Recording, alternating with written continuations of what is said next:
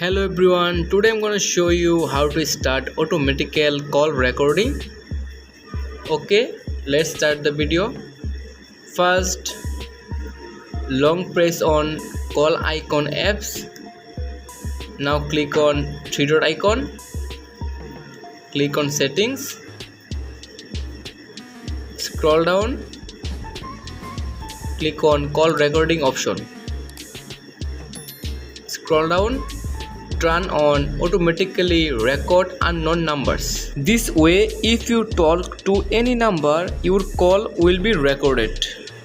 Now click on next option, automatically record these numbers. Now turn on always recorded selected numbers and click on choose contact option. And here you can select the number by clicking on the contact option of your choice. This will record only their calls. Thank you so much viewers.